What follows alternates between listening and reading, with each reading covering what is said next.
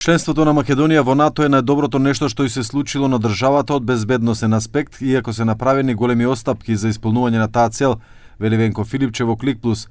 Сега Македонија е под безбедносен чадор во услови кога на Блискиот Исток се разгорува нова војна, додава тој. Воедно обвини и дека власта игра со Русија и Кина, што е спротивно на интересите на САД и НАТО алијансата.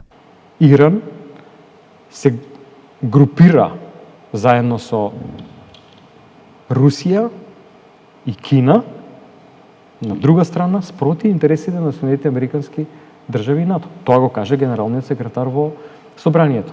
Што ќе кажат членовите на владата? Што ќе каже премиерот? Што ќе каже раководството на ВМРО ДПМН? И знам, кога секојдневно, ние вадиме информации дека има тесни врски со луѓе кои што имаат врска со Русија, не одговорија никако на прашањето кој е Душан Адамовиќ, новопоставениот конзул на Македонија во Србија, човек кој што вика дека Македонија е окупирана територија, српска територија. Од ВМРО ДПМН со иста реторика кон Филипче и СДСМ, вела дека со СДСМ Македонија станала хибриден режим, нешто како што се Русија и Белорусија со Путин и Лукашенко. Политиките на СДС со Заев и Филипче ја оддалечија Македонија од демократските стандарди, а ја приближија кон руската политика.